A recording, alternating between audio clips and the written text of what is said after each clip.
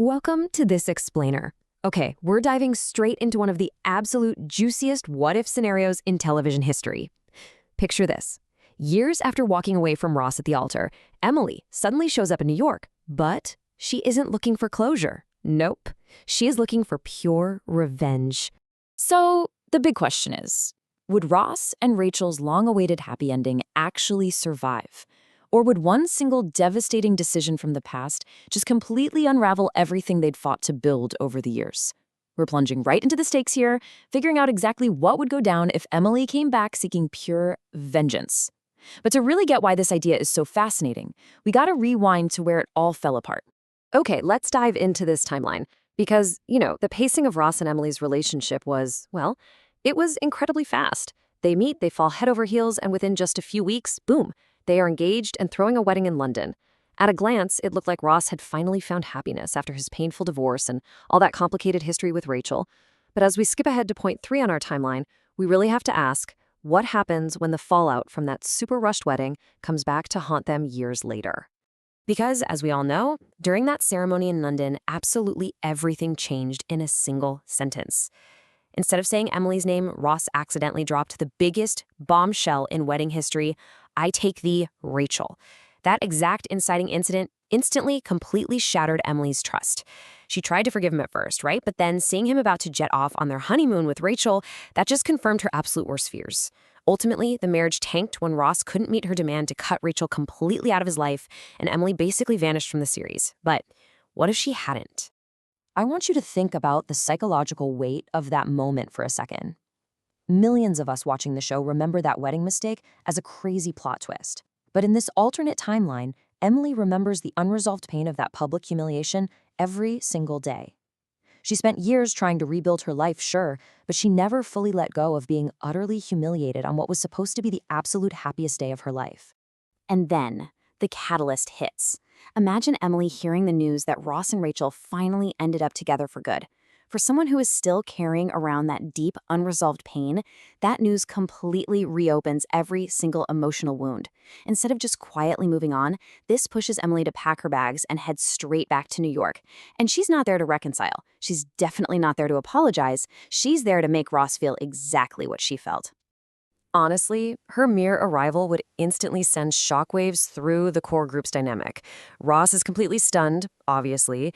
Rachel immediately goes on the defensive. Monica and Chandler start stressing that all this toxic old drama is about to land right on their doorstep. Phoebe, of course, would probably sense a dark aura before anyone even said a word. And Joey? Well, Joey would probably try his absolute best to stay out of it while somehow getting pulled directly into the chaos anyway.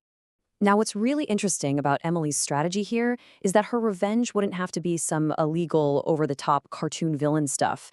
The smartest revenge is almost always psychological. She knows Ross's insecurities inside and out, and she knows exactly how guilty he feels.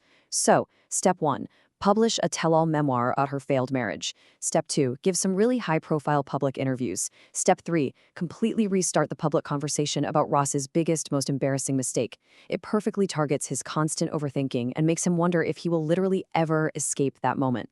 Meanwhile, Rachel is dealing with a massive internal conflict. Over all these years, she actually carried a lot of guilt over the unintentional role she played in ruining that marriage. She never meant to ruin it, but she did stay emotionally connected to Ross. Emily showing up forces Rachel to confront those incredibly uncomfortable memories face to face. Could she sympathize with Emily? Yeah, probably. But would she let Emily destroy her family? Absolutely not. No way.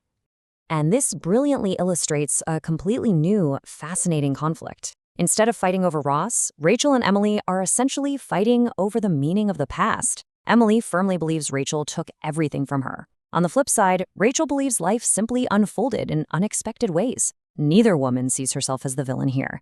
And honestly, that is exactly what makes this alternate timeline so compelling. You can genuinely understand both sides of the coin. Which brings us to a major turning point for Ross. Historically, we know he tends to react emotionally, tries to fix problems way too quickly, or just panics under pressure. But this time, this psychological revenge doesn't give him an easy way out. He can't make excuses, and he definitely can't just apologize his way out of this situation. He has to step up, accept total responsibility, and face his mistakes head-on without allowing that old guilt to control his future. All of this tension inevitably builds to the climax of our storyline, one brutally honest conversation. Ross sits down with Emily.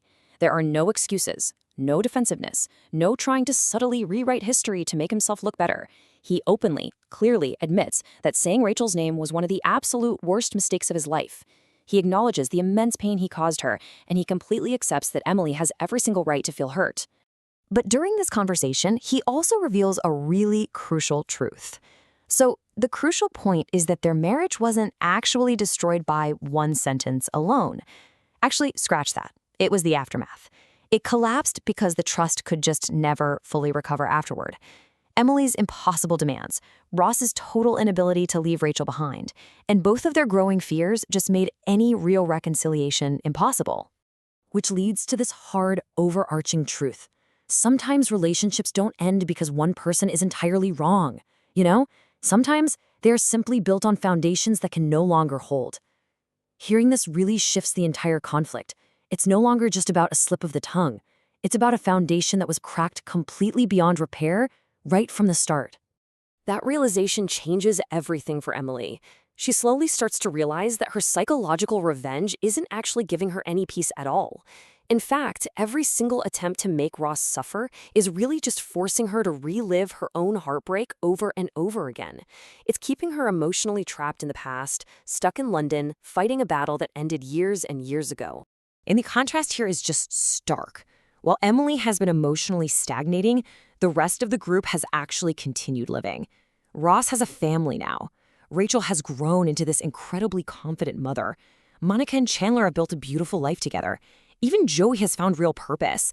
When you look at the big picture, Emily is literally the only one who hasn't moved forward. This leads to her ultimate epiphany. The greatest revenge she finally understands isn't making someone else miserable, not at all. It's refusing to let your past define your future. And with that lesson finally learned, Emily leaves New York. She doesn't leave because she lost. She leaves because she finally realizes she no longer needs to win. Back in New York, Ross and Rachel share a quiet moment. Neither of them really needs to say much. Ross will always regret hurting Emily, for sure, but for the very first time, he doesn't let that regret overshadow what he's built. They're just imperfect people who made imperfect decisions, but they actively choose to move forward and forgive. Because, well, some chapters can never be rewritten. They can only be accepted. And that brings us to the biggest takeaway from this explainer. Refusing to move forward gives the past power forever. So I'm going to leave you with this final provocative thought to consider. If one single decision has the power to change absolutely everything, what power are you letting your past hold over your future? Thank you so much for joining me today, and I really hope this deep dive gave you a whole new perspective on these classic characters.